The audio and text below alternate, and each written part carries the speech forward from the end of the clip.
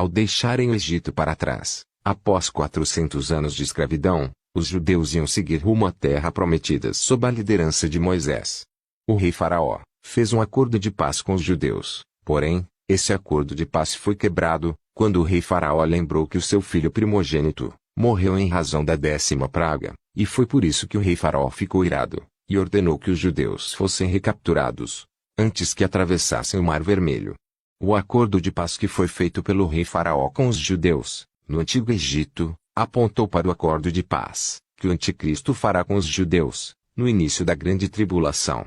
Como o rei Faraó agiu em relação aos judeus da sua época, ao quebrar o acordo de paz que ele fez com os judeus, então, na metade dos 7 anos da Grande Tribulação, o Anticristo também quebrará o acordo de paz que ele fará com os judeus da sua época, e depois disso, o Anticristo perseguirá os judeus, à semelhança do rei Faraó, que após sofrer com a morte do seu filho, o rei Faraó perseguiu os judeus, antes que os judeus atravessassem o Mar Vermelho, fato bíblico esse que apontou para a Grande Tribulação, que os judeus remanescentes irão passar no período apocalíptico.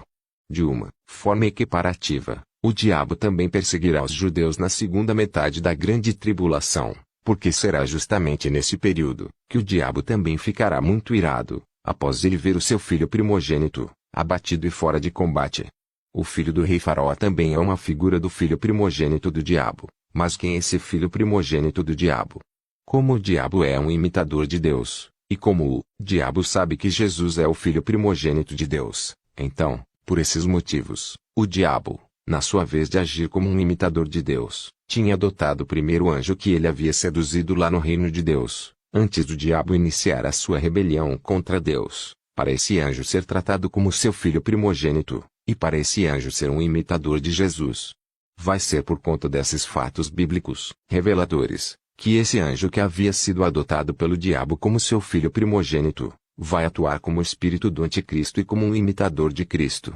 durante a grande tribulação. Esse anjo, ou melhor, esse espírito enganador que foi adotado como filho primogênito do diabo, antes mesmo daquela rebelião ocorrer no reino de Deus, irá incorporar num homem iníquo, que será a personificação do espírito do anticristo na terra. Assim como Jesus esteve na terra na forma humana, o espírito do anticristo irá imitar Jesus em sua humanidade, e se encontrará como que humanizado na terra, porém, jamais como Jesus, que nasceu como ser humano. O espírito do anticristo estará apenas incorporado no corpo de um homem escolhido pelo diabo, o qual cumprirá a missão satânica de se tornar o anticristo, e a primeira besta, já anunciada no livro do Apocalipse. O homem iníquo que será o anticristo, atuará na terra, só até a primeira metade da grande tribulação, porque o espírito imitador de Cristo, o qual é tido como o filho primogênito do diabo, terá que deixar o corpo desse homem iníquo e dessa primeira besta, porque esse homem iníquo sofrerá uma ferida mortal,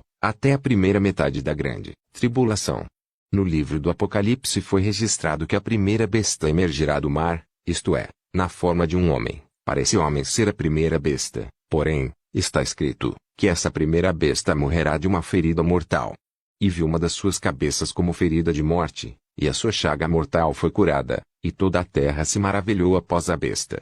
Apocalipse 13.3. Voltando ao tema do diabo, ser um imitador, como sabemos, Jesus morreu na cruz e ressuscitou ao terceiro dia. Então, a segunda besta que emergirá da terra, será o próprio diabo, que irá incorporar no corpo falecido da primeira besta, isso mesmo, no corpo falecido do homem que será usado pelo espírito do anticristo como a primeira besta. Portanto, será dessa forma enganadora que o anticristo irá imitar a ressurreição de Jesus, pois o anticristo ressurgirá diante de todos, parecendo que foi curado da sua ferida mortal, então, irá ressurgir, já na forma da segunda besta, isto é, logo após o diabo possuir o corpo do homem iníquo que, como já foi dito, irá morrer, até a primeira metade da grande tribulação.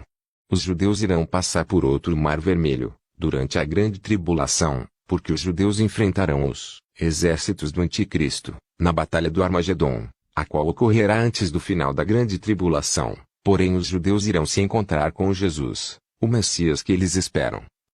Pois Jesus virá para salvar o seu povo, em meio a essa batalha que irá acontecer no Vale de Megido. Uai, seu app de vídeos curtos.